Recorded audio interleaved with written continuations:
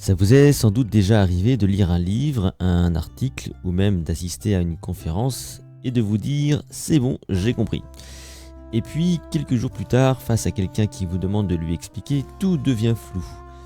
Les concepts que vous pensiez maîtriser semblent insaisissables et les mots ne viennent pas aussi facilement que prévu. Ou bien imaginez que vous deviez expliquer à un enfant de 10 ans comment fonctionnent les intelligences artificielles. Vous avez pas mal lu sur le sujet et cela peut vous sembler simple au départ, mais rapidement vous vous rendez compte que vous vous mélangez les pinceaux. Il existe une approche, une méthode que l'on doit au physicien Richard Feynman qui permet justement d'aider à apprendre et retenir plus efficacement. Et c'est ce que nous allons découvrir aujourd'hui. Nous allons explorer ces principes, les mécanismes neuroscientifiques qui la rendent si puissante cette méthode, et voir comment chacun peut l'utiliser, que ce soit dans les études, au travail ou même dans la vie quotidienne.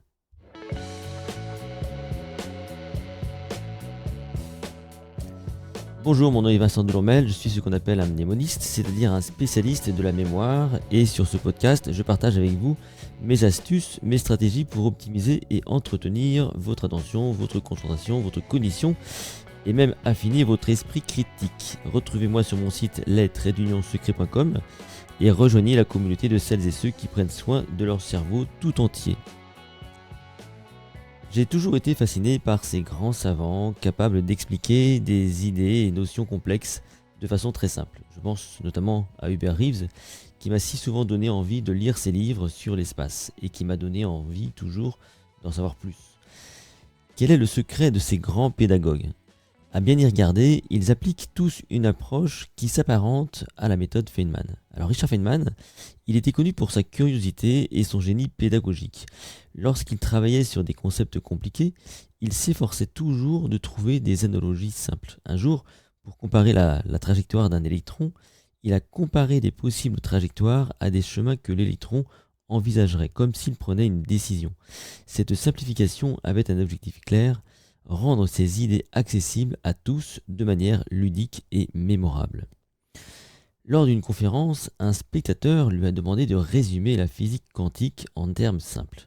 Et plutôt que d'entrer dans des détails complexes, il a expliqué que dans le monde quantique, tout était incertain, contrairement à notre monde quotidien. Et avec cette métaphore, il a montré qu'il est possible de simplifier sans pour autant dénaturer l'essence d'un concept. La méthode Feynman est une approche d'apprentissage qui repose sur un principe simple mais très efficace. Si vous ne pouvez pas expliquer un concept simplement, alors vous ne le comprenez pas vraiment. Richard Feynman, qui est donc prix Nobel de physique et génie de la vulgarisation, est devenu célèbre pour sa capacité à simplifier les idées les plus complexes. Son approche est devenue une méthode à part entière que l'on peut aujourd'hui appliquer dans presque tous les domaines de la connaissance. Cette méthode se divise en 4 étapes. Et regardons de plus près comment elle fonctionne et pourquoi elle est si efficace.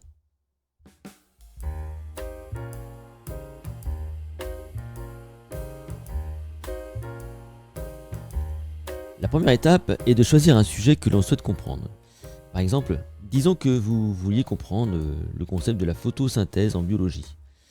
Vous écrivez ce terme en haut d'une feuille de papier. Cette simple action d'écrire aide déjà à clarifier l'objectif. L'idée est de s'engager activement avec le concept de commencer à le matérialiser pour le maîtriser. Ensuite, imaginez que vous deviez enseigner ce concept à un enfant de 10 ans.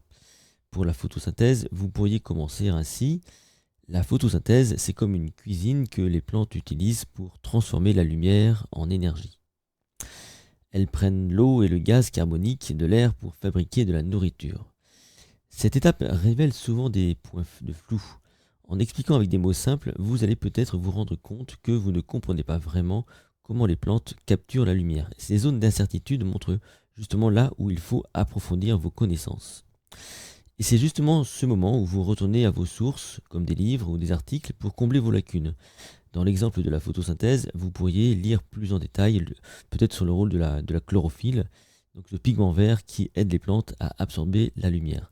Ce processus permet de compléter votre compréhension là où elle n'était pas tout à fait complète. La dernière étape consiste à reformuler votre explication toujours en termes simples, mais cette fois en ajoutant des liens logiques pour rendre tout ça plus fluide. En réorganisant votre compréhension de la photosynthèse, par exemple, vous pouvez en faire une explication complète, fluide et bien ancrée. Alors pourquoi ça marche? Sur le plan neuroscientifique, cette méthode active des processus cognitifs essentiels qui renforcent la mémorisation, la compréhension et la rétention à long terme. Quand on reformule un concept, on passe de la mémoire passive à la mémoire active, celle qui manipule et organise les informations en temps réel. Le neuroscientifique Stanislas Dehaene a montré que cette manipulation active engage des zones spécifiques, notamment le cortex préfrontal et le lobe temporal.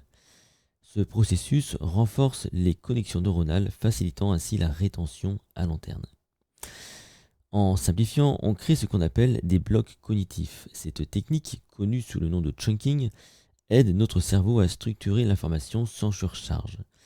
Plus une information est organisée en blocs simples et cohérents, plus elle est facile à retenir. Et enfin, la méthode Feynman encourage la métacognition, c'est-à-dire la capacité de réfléchir à sa propre compréhension. Et selon John Danowski, expert en neuropsychologie, la métacognition nous aide à identifier nos points faibles pour mieux les corriger.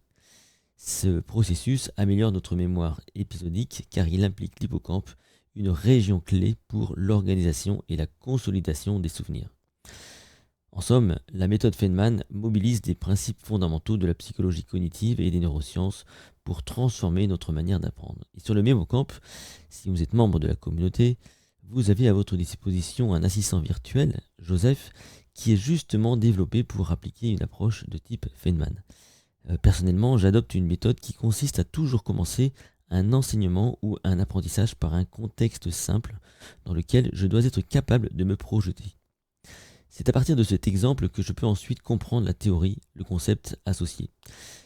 Cet assistant, Joseph, est capable par sa programmation de vous expliquer de façon très simple n'importe quel concept abstrait, même pour un enfant de 10 ans. Alors voyons maintenant comment appliquer tout ça, cette méthode Feynman donc, dans notre quotidien.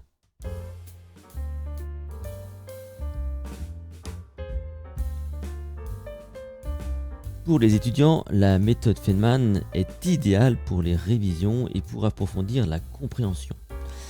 Admettons qu'un étudiant en économie souhaite maîtriser le concept de l'offre et de la demande. En s'entraînant à l'expliquer simplement, comme s'il le faisait pour un enfant de 10 ans, il pourrait se rendre compte qu'il ne comprend pas bien, par exemple, la relation entre le prix et la demande.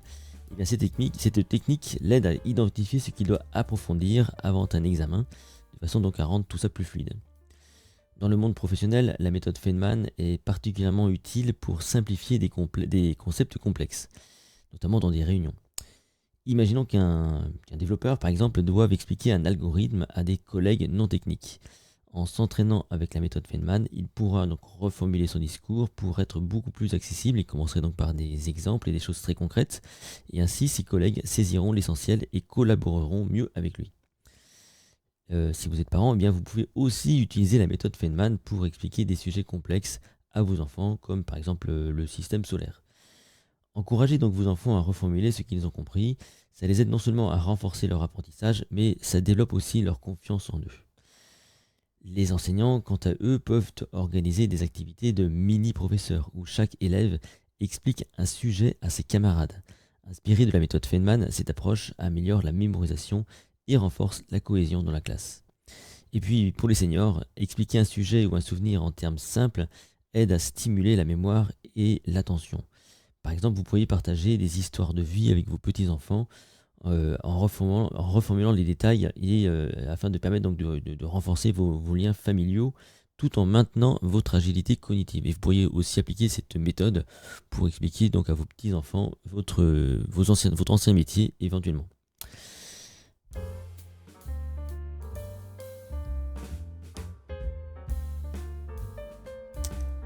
La méthode Feynman est donc une approche puissante pour apprendre, pour comprendre et retenir. En vous forçant à reformuler un concept de manière simple, vous activez des processus cognitifs qui renforcent non seulement la compréhension, mais aussi la mémoire à long terme.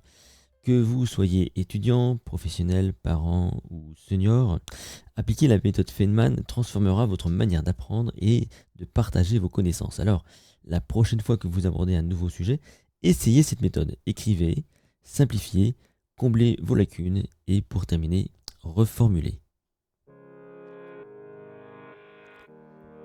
Cet épisode est maintenant terminé. Merci de m'avoir écouté. Si vous avez apprécié son contenu, n'hésitez pas à le partager avec vos amis et à me laisser un commentaire. A bientôt pour un nouvel épisode. Je vous rappelle que vous retrouvez l'intégralité des podcasts sur mon site les-secrets.com. Inscrivez-vous pour rester informé et pourquoi pas rejoignez la communauté du MemoCamp.